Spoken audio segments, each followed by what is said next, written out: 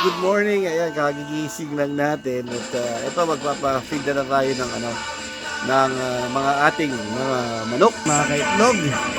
Yun, no? Siyempre. Ayan. Oh, kaway-kaway dyan. Ano masasabi nyo, guys? Ayan, ang ating mga manok, oh. Ito. May sinasabi siya. Okay. So, ba itlog na ba? Ayan, siyempre, yan. Manginit na din sila. Ayan, no? Ayan. Yun, oh. Dito, tanongin natin dito kung ilan yung itlog niya. Alright. Excuse me, ilan yung itlog nyo isang araw? Okay. Kayo po. Ang nanay ko po Pilipina. Ako po ay isang Pinoy. Lumaki po ako sa farm. Ako po ay Filipino. Ang nanay ko po Pilipina. Ako po ay isang Pinoy. Lumaki po ako sa farm. Ako po ay Filipino. Ang nanay ko po Pilipina. Ako po ay isang Pinoy. Lumaki po ako sa farm. Okay. Ay, kayo po. Okay. Salamat. Siyempre, shoutout kayo dyan sa mga kamag-anak nyo. Ayan.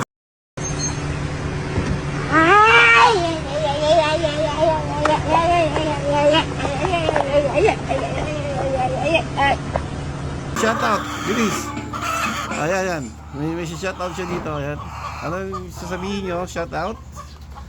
Ayan. Ayan. Nag-shoutout na po sila. So, maya po konti. Ayan. Harvest tayo ng itlog. Ayan. Ingay nila. It means, yan ang palatandaan na nangiitlog na sila. Maya konti. Ayan. Ayun o. Ayan. So, by the way guys, ang pag-aalaga, hindi biro. Kailangan mo ng tiyaga. Hindi dapat, di ka maarte.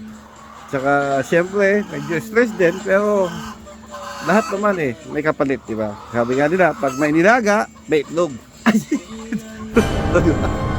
Yan, ang dyan. So, actually, ang pag-aalaga naman ay talaga hindi biro. Kailangan mo nang tinitignan mo rin sila. Like example, may mga manok din na sakit. Ayan, hinihiwalay po namin sila.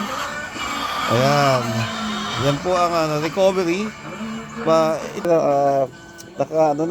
Recover na. Pero sa labas naman, ayan, dito natin.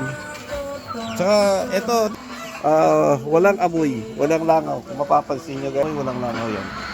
Kasi hinahalo kami parang chemical para labas ang langaw, tapos ang amoy. Ganun din, ang malaking tulong yung ipa. Yan. Yan ang malaking tulong dyan. So, ayan, tingnan natin.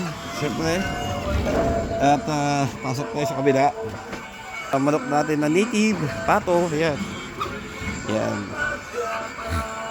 Ayan, oh. Ayan, mga sisiw natin. So, ito naman yung ito yung tinatawag na ICU. Ayan, ayan sila, oh. Ayan.